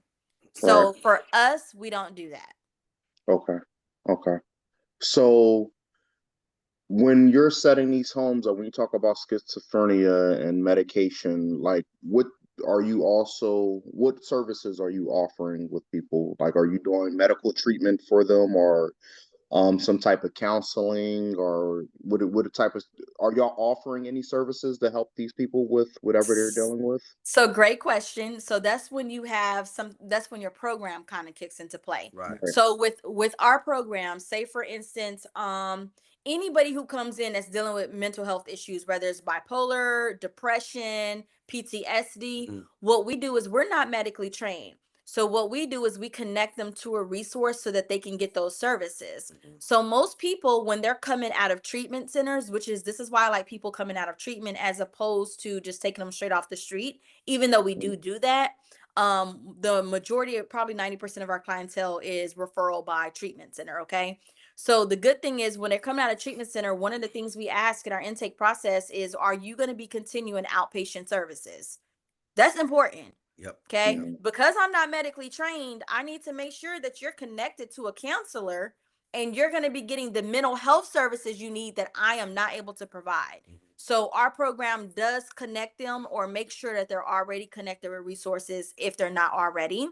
And something else we do, like as far as in programming, is we offer things like life skills. So we're teaching them life skills, helping them to get their jobs. So different things like that we do offer. But when it comes to things that require a license, like a medical license, like to be a doctor or a counselor, we do not do that. Now we do have my mother, she is a counselor at a like mental health facility, but they deal with like adolescents.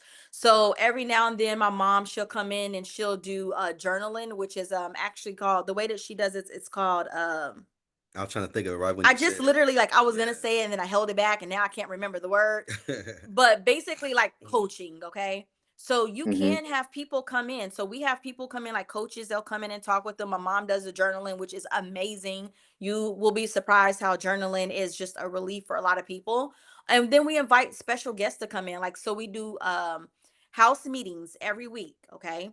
So in those house meetings, sometimes we have special guests come out and talk to them. So they are still getting that extra help and support, but we don't have the hat on providing it literally ourselves. And sometimes you can talk to them, like a lot of the houses I go to and I talk to the men, I sit and we have a group setting and I have a conversation with them. Ask them how your day going and different little things like that. Do you got anything you want to get off your chest? Like, how would you rate your day? That type of thing. You know what I'm saying? Because they fight in the world. So when they come home should be a safe haven. And then with our weekly Zoom calls, we have a weekly Zoom call per house. So everybody get on the Zoom call and the floor is open. Everybody can talk about what they're going. And they'll talk about whatever. And we let them, like open and transparent. Yes, indeed. No, you gotta uncover to recover. So I think I just made that up. I think that's good. I think that's good. That's good. I think I'm about to write that down. I think I'll write that down. Copyright that. But yeah, so there's that. I was gonna say one more thing, but now I cannot remember what I was gonna say. But that's how we do it. Okay. So do y'all, is there a staff with these people? Or they just live in a home on their own? They live in a home on their own. We have an in-house supervisor. And the in-house supervisor, I don't know if you might have missed it. Okay. So I missed everything. I'm okay, got you.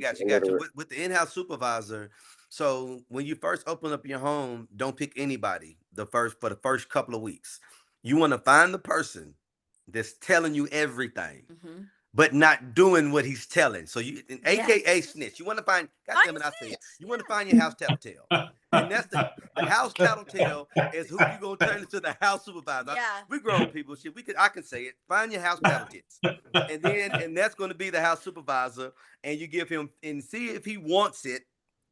And if he wants the position, you give him $50 off on it for his monthly not rent, but monthly stay. Program fee. Program fee. There you go. Program fee. Right. Yeah. Okay. Okay. But Cool. yeah, but Cool. you do build a team. Yeah, I'm gonna yeah. say it real short because I know I gotta not go back. But real short, you build your team. So you have your team. Like once you learn how to do the first one yourself, we recommend doing it in your own backyard. After that, when you start scaling, you want to remove yourself out the equation as much as possible. Although I'm very hands-on still, I connect even though I don't have to. But you'll build your team, and your team can consist of just a minimum of 3 people. Like you really don't need more unless you're now having it in different states. Then you need that same set of 3 somewhere else.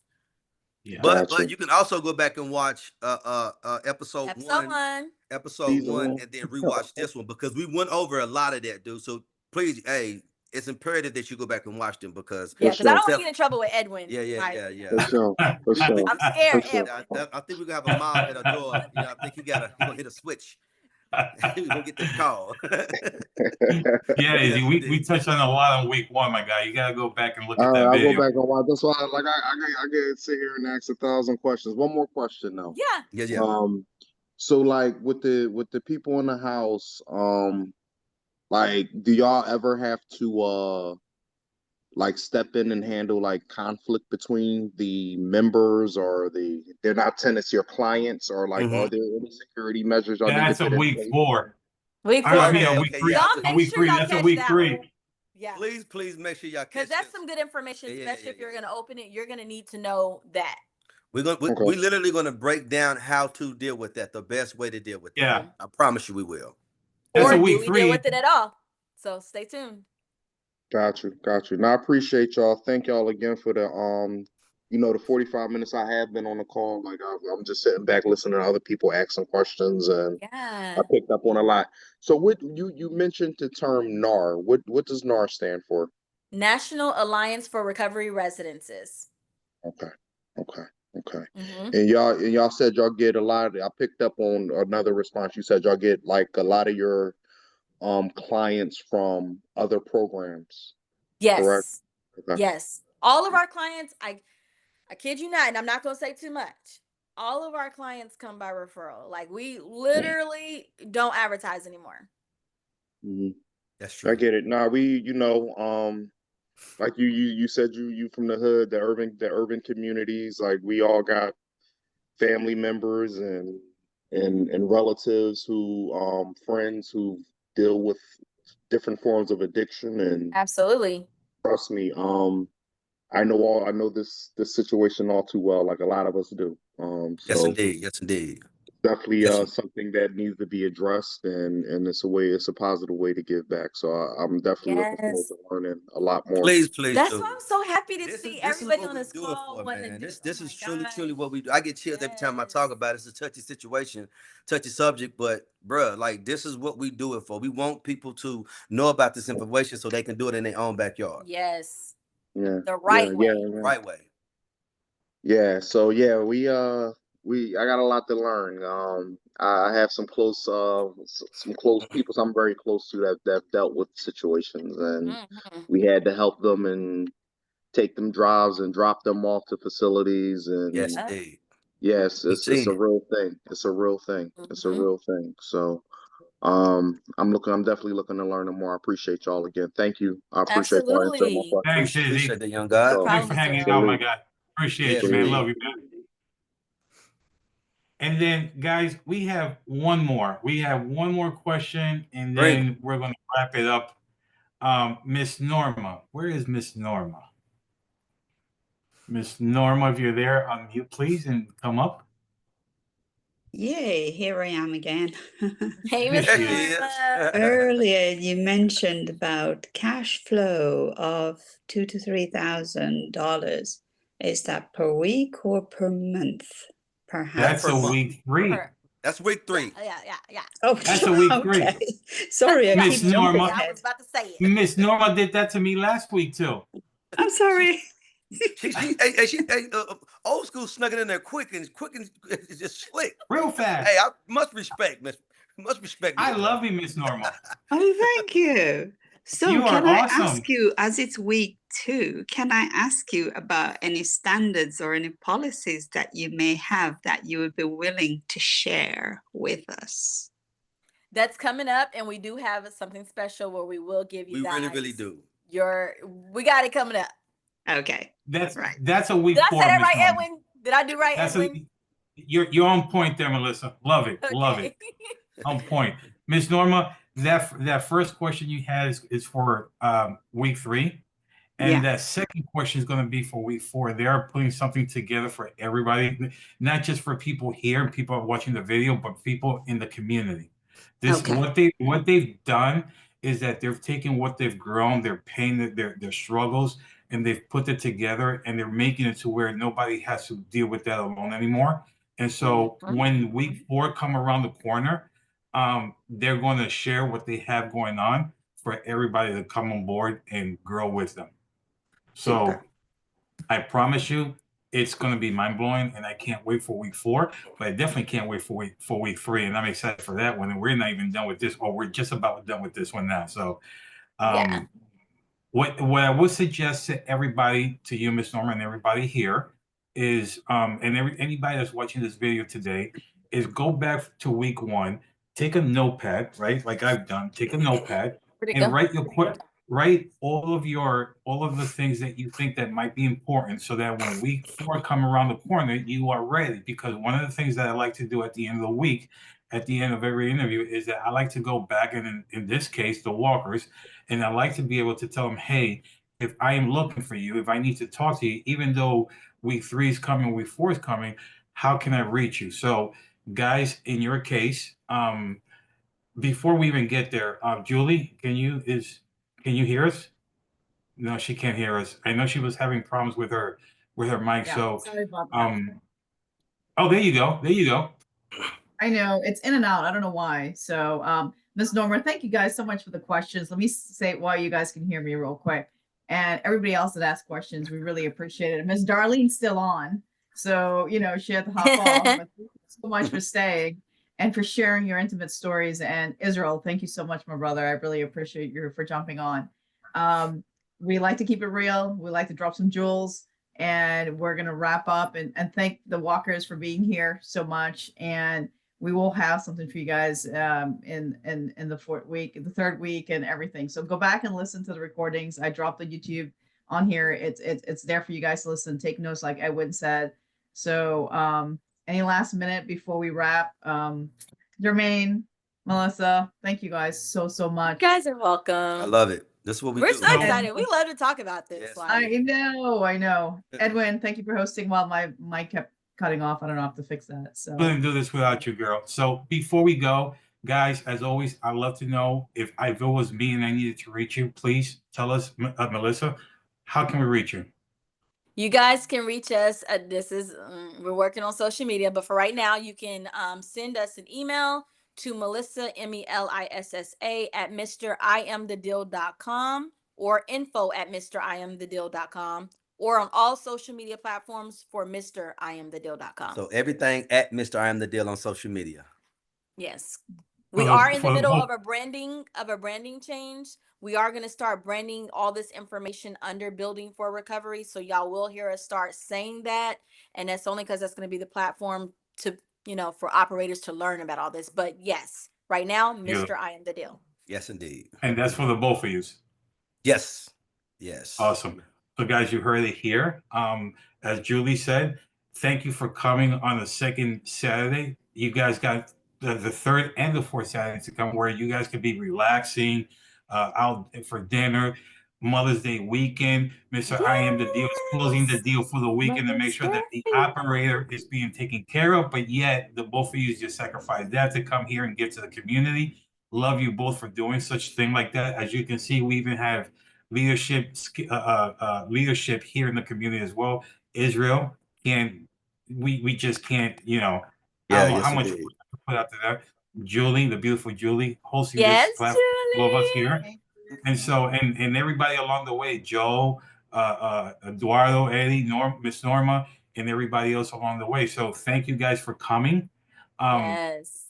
Everybody here, stay tuned for next Saturday. If you're looking for the video from last week, it's already in the link. This one will come out in 2 weeks or so. We cannot wait to see you on week 3, or in Melissa's case, season 3. Guys, love you very much. Melissa, happy Mother's Day. I hope you get treated on a silver platter. Miss I am the man, I am the deal. Here. I will see you next week. Yes, Thank indeed. you guys. So Thank the you, Julie, webinar is- Edwin. Welcome. Alright. See you guys. Have Bye. a great Thank day, you. everyone. Bye. Happy Bye-bye. Mother's Bye, Day. Eddie. Take care, Eddie. Bye, Eddie. See ya. Bye, guys.